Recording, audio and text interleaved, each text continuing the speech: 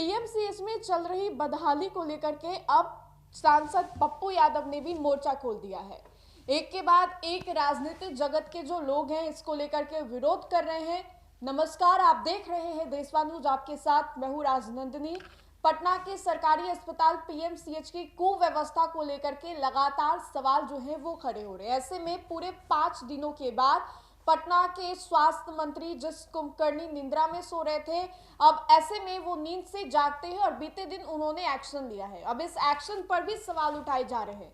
जिस तरीके से मुजफ्फरपुर की एक दलित समाज की बेटी के साथ दुष्कर्म का मामला प्रकाश में आया, लेकिन पटना के सरकारी अस्पताल पीएमसीएच में वो अपना दम तोड़ देती है और फिर उसके बाद पीएमसीएच पर सवाल जो है वो खड़े होने लगते हैं। वैसे में आपको बताएं तो कांग्रेस के जो नेता हैं वो लगातार इस सब पूरे न्यूज को कवर कर रहे हैं। अब ऐसे में बीते दिन मंगल पांडे के द्वारा बड़ा फैसला लिया जाता है जिसमें पीएमसीएच के प्रभारी और एसकेएमसीएच के जो प्रभारी हैं दोनों को ही पद से हटा दिया जाता है। अब ऐसे में तेजस्वी यादव कुछ ही घंटों के बाद पहुंचते हैं बीते ही दिन मुजफ्फरपुर और वहां पर जो पीड़िता है उनके परिवार वालों से मुलाकात करते हैं। लेकिन अब पप्पू यादव ने इसको लेकर के एक्स पर एक पोस्ट किया है और पप्पू यादव ने कई सवाल जो हैं वो खड़े किए। पप्पू यादव ने पीएमसीएच में चल रही बदहाली को लेकर के सवाल खड़े किए हैं और पीएमसीएच के अंदर जो परिवारवाद चल रहा है उस पर भी सवाल खड़े किए। पप्पू यादव ने लिखा है कि पीएमसीएच में क्या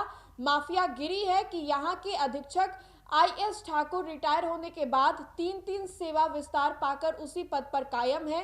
उनकी पत्नी कम्युनिटी मेडिसिन विभाग पीएमसीएच में ही है, बेटी माइक्रोबायोलॉजी विभाग में वही पदस्थापित है। संयोग यह है कि दामाद भी यही था, अभी एलएनजेपी अस्पताल में पटना में ही है। मतलब स्वास्थ्य विभाग में माल दो और जमकर माल लूटो। आईएस ठाकुर को बार बार एक्सटेंशन कही 5500 करोड़ से बनने वाले पीएमसीएच में चल रही लूट पर पर्दा डालने के लिए तो पीएमसीएच की घटना आप अंदाजा कीजिए। 9 साल की बच्ची के साथ बलात्कार और फिर 9 चाकू, पूरा शरीर रक्त रंजित। मैंने यदि जल्लाद कुछ डॉक्टर के बारे में कहा या जल्लाद सिस्टम, उससे मेरा किसी सरकार के प्रति नफरत नहीं है।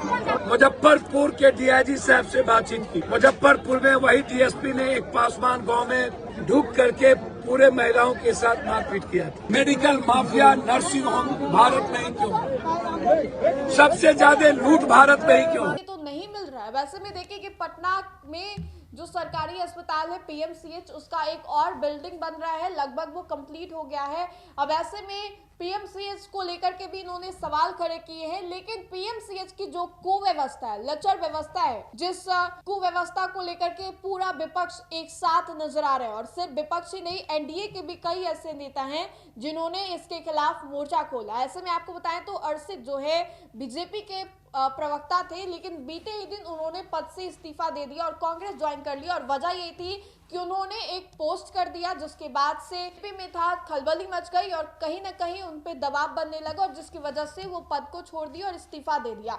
अब ऐसे में कांग्रेस जो है लगातार इस मुद्दे को कवर कर रही है। पप्पू यादव ने इसको लेकर के क्या कुछ कहा, किस तरीके से पप्पू यादव ने कई सवाल दागे हैं। पप्पू यादव का साफ तौर पे कहना है कि पीएमसीएच में बदहाली है, कुव्यवस्था है और आपको जान करके ये हैरानी होगी कि महज 15 दिनों में ही ये तीसरी घटना मुजफ्फरपुर में हुई है। मुजफ्फरपुर की प्रशासनिक व्यवस्था पर भी सवाल उठ रहे हैं कि आखिर अपराधी इतने बेखौफ कैसे हैं, बिना उम्र देखे हुए बच्चियों के साथ इसका दुष्कर्म इतना करना। लगातार जो सवाल है वो खड़े हो रहे हैं। तो पप्पू यादव ने क्या कुछ कहा ये भी हमने आपको दिखवाया। तो फिलहाल के लिए इस खबर में इतना ही। बहुत बहुत शुक्रिया।